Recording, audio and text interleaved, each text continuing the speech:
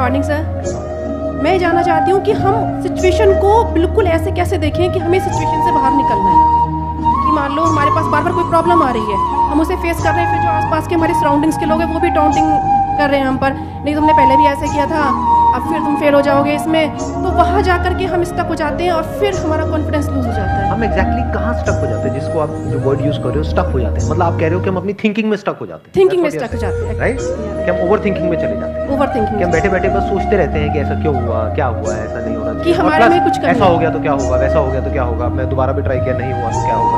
हम जानते हैं कि पहले भी ऐसा हुआ था, फिर हमने उसे ओवरकम कर लिया, लेकिन बार बार वही चीज आते आते फिर वही ब्रेन का जो कंफर्ट जोन है हम फिर वहीं स्टक होने लगते हैं। और जिस कंफर्ट जोन की आप बात कर रहे हो वो एक्चुअल में ओवर थिंकिंग वाला जोन है। ओवर थिंकिंग वाला जोन है, मतलब बैठे बैठे बस सोचते रहते हैं, जैसी हमारी कंडीशनिंग हुई कर है, कुछ नहीं पाते हैं। करते भी हैं तो थोड़ा सा करना शुरू करते हैं, उसके बाद वापस से वो थॉट्स हमारे ऊपर हावी हो जाते हैं। Yes. राइट? यही आप कह रहे हैं। प्रॉब्लम जो है इतनी ज़्यादा, क्योंकि एक्चुअली क्या लाइफ में अगर कुछ अच्छा होता है तो शायद हम प्रॉब्लम से इजीली निकल जाते हैं, बट बैक टू बैक जब आपको फेलियर्स ही मिल रहे हैं उस टाइम पे भी आपको फिर दिखना ही बंद हो जाता है कि हाँ निकलने का भी कोई रास्ता है। प्रॉब्लम सबसे बड़ी पता है क्या है, कि सबको यही लगता है कि हमारी प्रॉब्लम सबसे बड़ी है। अगर यहाँ पर मैं एक एक करके सबको बोलूँ कि आप बताओ कि आपकी लाइफ में क्या क्या प्रॉब्लम्स आई या अभी क्या प्रॉब्लम चल रही है, तो आई एम श्योर कोई सोच भी नहीं सकता कि अच्छा ऐसी प्रॉब्लम्स भी कोई फेस कर सकता है क्या। तो इन प्रॉब्लम्स के बावजूद भी कुछ लोग आगे बढ़ पाते हैं, कुछ नहीं बढ़ पाते। That is the big question कि एग्जैक्टली हम स्टक कहां पर होते हैं। क्या हम एक्चुअल में लाइफ में प्रॉब्लम्स में फंसते हैं या उन प्रॉब्लम्स को लेकर के जो हमारी थिंकिंग है वहां फंसते हैं। सबसे पहले ये चीज हमको क्लियर होना चाहिए। तो जो हम कह रहे हैं फंस गए हैं, हम एक्चुअल में प्रॉब्लम्स में नहीं फंसे हैं, क्योंकि प्रॉब्लम्स तो सबकी लाइफ में है। हम एक्चुअल में थिंकिंग में फंस जाते हैं। ये पॉइंट सुनने में छोटा लग रहा हो, but it is a very big point two understand in life, जो 99% लोगों को नहीं समझ में आता। हम क्या समझते हैं कि हम प्रॉब्लम्स में फंस गए, क्योंकि the moment you say that, तो जब तक प्रॉब्लम्स रहेगी तब तक आप फंसे रहोगे। और प्रॉब्लम्स कब तक रहेंगी? लाइफ टाइम, जब तक लाइफ रहेगी। बट द मोमेंट यू से कि मैं प्रॉब्लम्स में नहीं फंसा हूं, प्रॉब्लम्स मतलब लाइफ में नहीं फंसा हूं, मैं लाइफ के बारे में जो मेरी थिंकिंग है उधर मैं फंस गया हूं जाकर। अब मैं उस थिंकिंग को कैसे चेंज करूं? इफ यू से दैट, तो वो आपके हाथ में पूरा कंट्रोल है। But if you ask me this question कि मेरी लाइफ की जो प्रॉब्लम्स हैं वो कैसे सॉल्व हो, तो उसका कोई जवाब नहीं, क्योंकि वो कभी नहीं होगा। आज आपकी एक प्रॉब्लम है वो सॉल्व हो भी जाएगी, कल कोई और प्रॉब्लम आ जाएगी, परसों कोई और आ जाएगी, फिर कोई और आ जाएगी, फिर कोई और आ जाएगी। तो कैसे हम अपनी थिंकिंग को चेंज करें? सिंपल, थिंकिंग चेंज हो गई तो सब चेंज हो जाएगा। सब चेंज हो जाएगा, क्योंकि प्रॉब्लम्स को देखने का नजरिया बदल गया तो प्रॉब्लम बदल गई। एक बंदा जिसकी थिंकिंग नहीं फंसी हुई है, उसको आप चारों तरफ से फंसा दो, वो निकल जाएगा। लेकिन जिसकी थिंकिंग फंसी हुई है, उसको आप जा करके दुनिया जहान के सारे रिसोर्सेज देखो, पूरा का पूरा खजाना भी देखो, तब भी वो नहीं निकलता, तब भी रोएगा बैठकर, क्या मेरे को चारों तरफ खजाने से कैद कर दिया। तो भाई खजाना है, कैद नहीं है। देखा ना ऐसे लोगों को जिनके पास में सब कुछ है लेकिन रोते रहते हैं। तो सब कुछ मिलना इज नॉट अ सॉल्यूशन। जिनकी लाइफ में कोई प्रॉब्लम नहीं है वो भी रो रहे हैं। तो अब आता है कि इसका सॉल्यूशन क्या है, कि we are stuck in our thought process, how to get out of it. तो सबसे पहली चीज ये समझनी है, ज्यादा सोचने से कुछ नहीं होता, सही सोचने से होता है। अभी सही सोचना क्या है? What is right thing, not positively सोचना। इसको भी ध्यान से समझ लेना। पॉजिटिव सोचना क्या सही सोचना होता है? फॉर एग्जाम्पल, आगे आप जा रहे हो, किसी जंगल में हो और आगे दलदल है और आप पॉजिटिव सोच रहे हो, मेरे साथ में कभी कुछ गलत हो ही नहीं सकता, मैंने ताबीज पहना हुआ है, ये मुझे बचाएगा। बहुत लोग हैं बहुत पॉजिटिव है लाइफ को लेकर के, बट क्या उनकी सोच सही है? अभी सही सोचना क्या है? मेरे हिसाब से मतलब इंटेलिजेंसी से सोचना, मतलब कुछ ऐसा सोचे कि आगे जाके हमें कोई हानि ना हो, कि एक इंटेलिजेंट माइंड से सोचे। अभी इंटेलिजेंट क्या है और फूलिश क्या है? एक है फूलिश तरीका सोचने का, बेवकूफों की तरह सोचना, एक है इंटेलिजेंस के साथ में सोचना। What is intelligence? जिसको हम इंटेलिजेंस कहते हैं वो इंटेलिजेंस क्या है? साइंस को इंटेलिजेंस कह सकते हैं? नहीं कह सकते, नहीं कह सकते। तो किसको कहोगे? सुपरस्टिशंस को इंटेलिजेंस कहोगे? सुपरस्टिशंस मतलब क्या? बिलीफ, कुछ भी मान रखा है, उसको पकड़ के बैठे हुए उसके हिसाब से एक्ट कर रहे हैं, उस उसको इंटेलिजेंस कहोगे या साइंस जिस तरीके से आगे बढ़ रही है उसको इंटेलिजेंस कहोगे? एग्जैक्टली। तो साइंटिफिक वे ऑफ थिंकिंग समझना पड़ेगा, वो क्या है, उसको अपनी लाइफ में लगाना पड़ेगा, तब आप कह सकते हो आपकी जो थिंकिंग है वो सही है। अब ये साइंटिफिक थिंकिंग मतलब क्या? रियलिटी को एज इट इज देख लेना, दैट इज साइंटिफिक थिंकिंग। यही तो है, और क्या है? There are laws of this universe, उसको एज इट इज देख लेना, उसको ऑब्जर्व करना, यही तो है साइंटिफिक थिंकिंग। उन लॉज को बदलना नहीं, क्योंकि साइंस बदल नहीं सकती उन लॉज को। लॉ ऑफ ग्रेविटी को साइंस बदल नहीं सकती है, उस लॉ को समझ करके उसके हिसाब से एक्ट कर सकती है। इसी साइंटिफिक थिंकिंग को अगर हमको अपनी लाइफ में लगाना हो तो इसका मतलब क्या? एक थिंकिंग हो सकती है लाइफ से रिलेटेड, जो भी आपके दिमाग में कचरा भरा पड़ा है बचपन से लेकर के आज तक, जैसा आपको समझाया गया है लाइफ के बारे में। किसने समझाया है? वो लोग जो खुद नहीं समझते, लाइफ के बारे में अपने अपने बिलीव्स बनाए हुए हैं, अपने अपने स्टैंड पॉइंट से लाइफ को देख रहे हैं। फॉर एग्जाम्पल, कोई हिंदू है तो एक तरीके से लाइफ को देख रहा है, कोई मुस्लिम है तो अलग तरीके से लाइफ को देख रहा है, क्रिश्चियन है तो अलग तरीके से देख रहा है। क्या सही है इन तीनों में से? ये तीनों को सही थिंकिंग कह सकते हैं ना, क्योंकि आपस में लड़ झगड़ रहे हैं। साइंस में कोई लड़ाई झगड़ा होता है? अगर मैं किसी साइंटिफिक फैक्ट के बारे में बात करूंगा, क्या कोई हिंदू मुस्लिम क्रिश्चियन आकर के आपस में लड़ सकते हैं? नहीं। तो ये सही थिंकिंग। एक है जो हमें सही लगता है, एक है जो सही होता है, दोनों में जमीन आसमान का फर्क है। एक है जो आपको सही लगता है, एक है जो सही है। तो साइंटिफिक थिंकिंग का मतलब क्या, अगर इसको हमको लाइफ में लगाना हो तो, यानी लाइफ को आप एज इट इज देखो, ऑब्जर्व करो, फिर उसके बारे में सोचो। This is scientific thinking.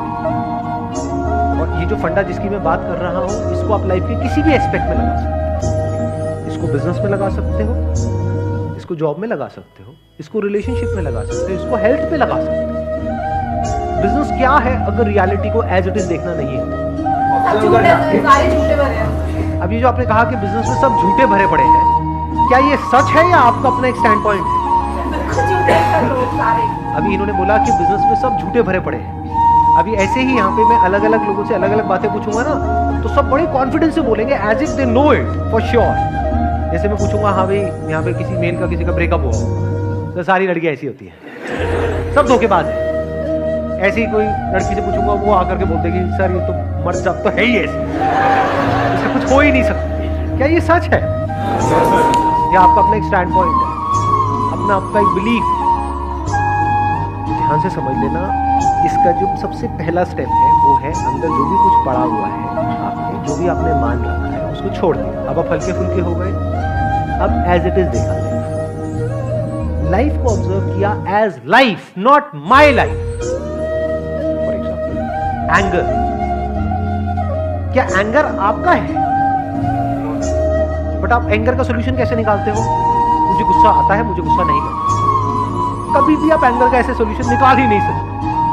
सिर्फ आपको आता है गुस्सा या सबको आता है? सबको आता है। तो क्या एंगर सिर्फ आपकी प्रॉब्लम है या एंगर एक लाइफ की प्रॉब्लम है? Fear, if you can look at fear, not your fear और माई फियर। फियर डर है ना, वो डर क्या है? Can you look at it? इसको बोलते हैं साइंटिफिकली चीजों को देखो। रिलेशनशिप, नॉट माई रिलेशनशिप और योर रिलेशनशिप, रिलेशनशिप। इस तरह से जब हम चीजों को देखते हैं ना, not from a subjective point of view but from an objective point of view, जैसे एक साइंटिस्ट देखता है, जैसे एक साइंटिस्ट ऑब्जर्व करता है, वहां पे ना खुश हुआ जाता है, ना परेशान हुआ जाता है, ना पॉजिटिव हुआ जाता है, ना नेगेटिव हुआ जाता है। This positive and negative is your standpoint, is a subjective point of view. In objective reality, उसमें खुश क्या होना है और दुखी क्या होना है, वहां पर सब कुछ क्लियरली नजर आ रहा होता है। वहां पे कभी भी हमारी थॉट प्रोसेस स्टक नहीं होती, हम फंस ही नहीं सकते। बिलीफ्स में आप गारंटेड फंसोगे। शॉर्ट टर्म में वो अच्छे लग रहे होते हैं क्योंकि वहां पे कंफर्ट मिलता है। जो भी हमने मान रखा है, अगर उसको पकड़ करके हम बैठे रहे और उसमें गोल गोल घूमते रहे तो बड़ा कंफर्ट मिलता है, लेकिन आगे जाकर के वो हमको फंसा देता है, एंटैंगल्ड कर देता है। बट जो रियलिटी है वो धीरे धीरे धीरे धीरे आपको आजाद करती रहती है, जितना आप रियलिटी को समझ जाते हो उस लेवल। यानी कि अगर इसको मैं पूरा समअप करूं जो भी मैंने अब तक कहा है उसको, ये सेशन शुरू कहाँ से हुआ था? फेलियर से हुआ। एक के बाद एक हमने लाइफ में बहुत सारे फेलियर्स फेस करे हैं। तो अब अपने फेलियर्स को ऑब्जर्व मत करो, अपने को बीच में से हटाओ, ऑब्जर्व करो ये जो फेलियर्स हैं ये क्या है। तो you will start seeing the nature of those failures, you will start seeing the causes of those failures. For example मेरी लाइफ है, अगर मेरे को उसको ऑब्जर्व करना है, दो तरीके हो सकते हैं। एक ये, अब मैं अपनी लाइफ में थोड़ा सुधार रहा हूँ जिससे कि आप उसको रिलेट कर सको। मैंने पास में कुछ गलतियां करी, बहुत बड़ी बड़ी गलतियां, मेजर लॉसेस हुए, तो एक एंगल तो ये हो सकता है मैं ऐसा कैसे कर सकता हूँ। दूसरा ये है कि मैं ऑब्जर्व करूं कि एग्जैक्टली वो गलती क्या थी और उसका कॉज क्या था। तो वो दिख जाता है, अच्छा उस टाइम पे वो ग्रीड बहुत ज्यादा हावी हुई पड़ी थी। अच्छा ग्रीड क्यों हावी हुई पड़ी थी? इतना लालच क्यों आया हुआ था कि हाँ ये करना है, ये करना है, ये करना है, ये क्यों आया हुआ था? और बचपन से ऐसी कंडीशनिंग हुई थी, बचपन से घर में यही सारी बातें सुनी थी, तो इसलिए I was acting out of that information जो मेरे अंदर फीडेड थी, and that was not correct information.